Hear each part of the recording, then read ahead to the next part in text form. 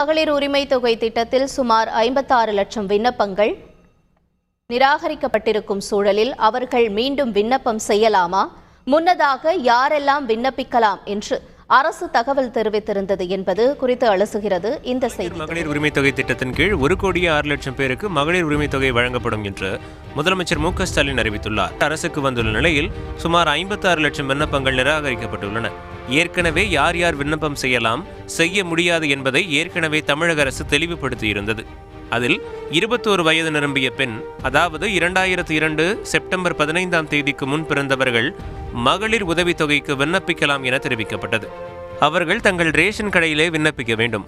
ஒரு குடும்ப அட்டைக்கு ஒரு பயனாளி மட்டும் விண்ணப்பிக்க தகுதியானவர். குடும்ப தலைவராக குறிப்பிடப்பட்டுள்ள பெண் ஆண் தலைவராக குறிப்பிடப்பட்டிருந்தால் அவரது மனைவி குடும்ப தலைவியாக கருதப்படுவார்.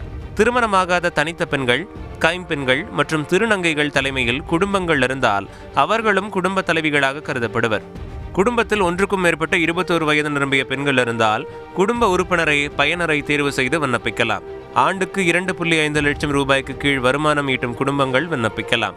5 ஏக்கருக்கு குறைவாக நன்சை அல்லது 10 ஏக்கருக்கு குறைவாக புன்சை நிலம் வைத்துள்ள குடும்பங்கள், ஆண்டிற்கு வீட்டு உபயோகத்துக்கு 3600 யூனிட்டிற்கும் குறைவாக மின்சாரம் பயன்படுத்தும் குடும்பங்கள் விண்ணப்பம் செய்யலாம். இதற்காக வருமான சான்று, நில ஆவணங்களை இணைக்க தேவையில்லை என அரசு தெரிவித்தது.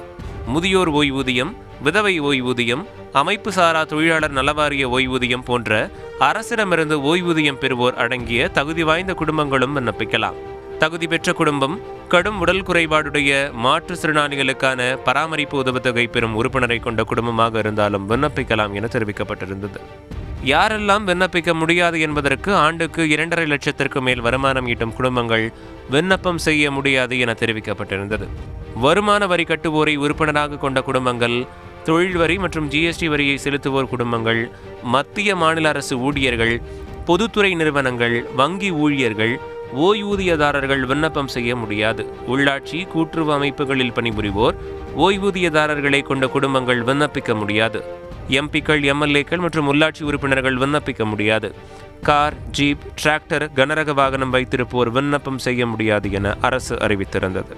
இப்போது விண்ணப்பம் செய்தவர்களில் சுமார் 56 லட்சம் பேர் விண்ணப்பம் நிராகரிக்கப்பட்டுள்ள நிலையில் அவர்களுக்கு உரிமை தொகை கிடைக்காததற்கான உரிய காரணங்களை விளக்க ஏற்பாடு செய்ய முதலமைச்சர் மு க ஸ்டாலின் உத்தரவிட்டுள்ளார்.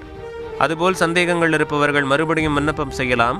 அவர்கள் மீண்டும் விண்ணப்பிக்க வாய்ப்பை வழங்குமாறு முதலமைச்சர் மு க ஸ்டாலின் கேட்டுக்கொண்டுள்ளார். அதன்படி நிராகரிக்கப்பட்ட விண்ணப்பதாரர்கள் மீண்டும் விண்ணப்பம் செய்யலாம். இதற்கிடையே கர்நாடகாவில் அரசு ஊழியர்கள், வருமான வரி, ஜிஎஸ்டி வரி கட்டுவோரை கொண்ட குடும்பங்களை தவிர்த்து மற்ற குடும்ப தலைவிகளுக்கு உரிமை தொகை வழங்குவது போல் இங்கும் வழங்க வேண்டும் என்ற எதிர்பார்ப்பும் மக்கள் மத்தியில் நிலவுகிறது.